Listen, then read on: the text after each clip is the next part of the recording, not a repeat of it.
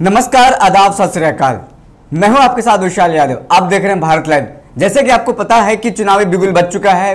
चुनाव आयोग ने बीते दिनों चुनाव के तारीखों को लेकर डेट की घोषणा कर दी है। इसके बाद से सभी पार्टियां अपने अपने तरफ से जोर आजमाइश कर रहा है कि सीटों को शेयरिंग को लेकर के। तो जैसे कि आपने कल आपको बताया था कि सीट शेयरिंग को लेकर के क्या फॉर्मूला बन रहा है, किसको किस में झटका लग रहा है, कौन से घटक दल हैं जो एक को छोड़ करके दूसरे में जा रहे हैं। तो आज हम एक बड़ी खबर बताने जा रहे हैं कि जिसमें एनडीए को एक बड़ा झटका लगता नजर आ रहा है। वो क्या झटका है, किसने दिया इस बार एनडीए को झटका, चलिए बाबा से पूछते हैं और जानेंगे राजनीतिक समीकरण और किसको किसने दिया झटका। चलिए बाबा से पूछते हैं। बाबा बताइए।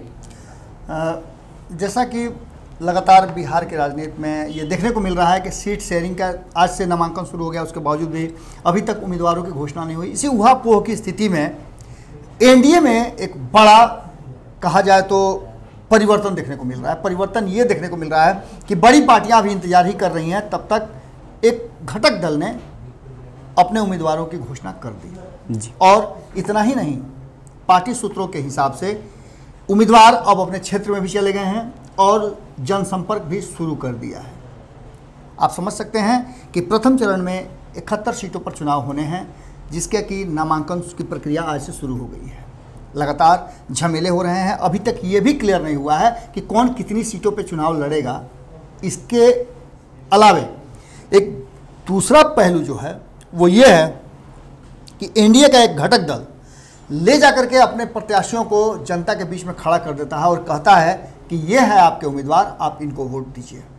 इसमें बहुत सारी सीटें हैं। आरा है, टेकारी है, बाराचट्टी है, मोहनिया है, केसरिया है, मखदुमपुर है, इमामगंज है। इन सारी सीटों पे हिंदुस्तानी आवाम पार्टी ने अपने उम्मीदवारों की घोषणा कर दी है। कहा यह जा रहा है कि कुल 9 सीटों पे उन्होंने अपने उम्मीदवारों की घोषणा कर दी है।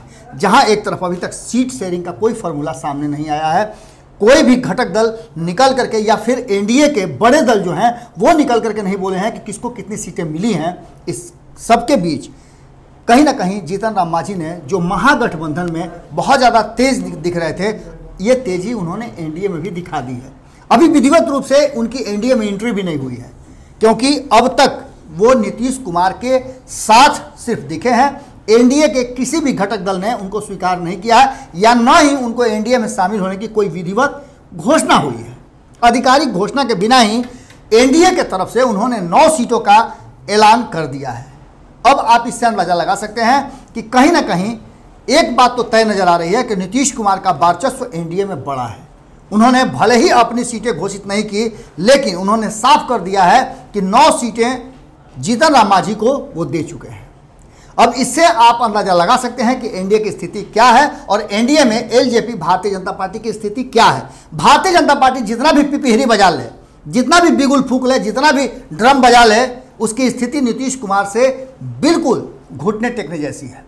जो स्थिति सामने आ रही है और जिस तरह का नाम तक घोषित कर दिया है, उसे देख करके ये आधिकारिक घोषणा नहीं है, लेकिन जो सूत्र हमारे पास बता रहे हैं, जो खबरों के माध्यम से हमारे तक होते हुए आया है, उसमें आरा से दानिश रिजवान जो कि प्रवक्ता है, जिसकी हमने कल चर्चा की थी, शाहबाद की सीटों में हमने कल चर्चा की थी, तो इसमें एक नाम दानिश रिजवान का आरा से हमने बताया था। इसके बाद अगर बात करें तो हमने एक और सीट टेकारी आप मान के चलिए कि टेकारी से जदयू के जो प्रदेश युवा के अध्यक्ष हैं, वो वहां से एमएलए हैं, उनका लग रहा है कि टिकट काट दिया है हिंदुस्तानी आवाम पार्टी ने। जीतन राम मांझी ने उनका टिकट सफा कर दिया है, रफा दफा कर दिया उनको। और टेकारी से पूर्व मंत्री अनिल सिंह को टिकट देने की बात सामने आ रही है। वहीं बाराचट्टी की बात करें तो ज्योति देवी वहां से ना होंगी प्रत्याशी, उम्मीदवार होंगी हिंदुस्तानी आवाम पार्टी की।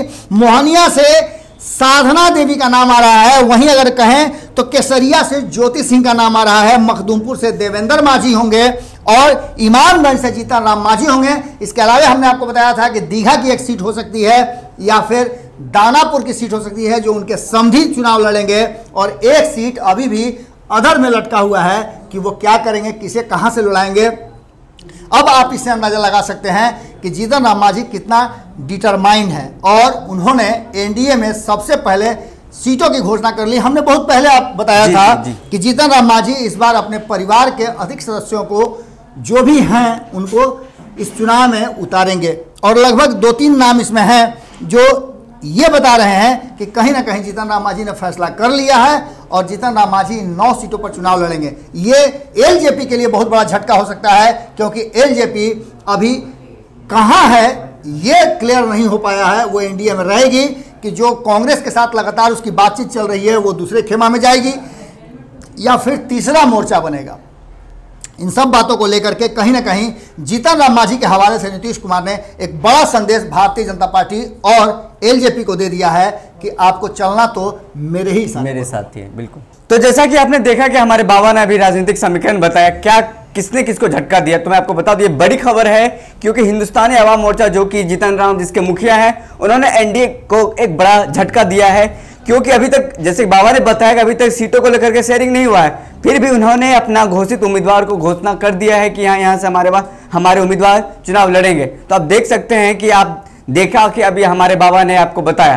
तो चलिए अब हमें दीजिए इजाजत, फिर मिलेंगे अगली राजनीतिक समीकरण के साथ। तब तक के लिए धन्यवाद। बढ़ाएं अपना कदम सक्सेस की ओर शिखर करियर इंस्टीट्यूट के साथ। शिखर करियर इंस्टीट्यूट पूर्वी भारत में एकमात्र कोचिंग संस्थान जो एक्सक्लूसिवली है मेडिकल एंट्रेंस एग्जाम के लिए।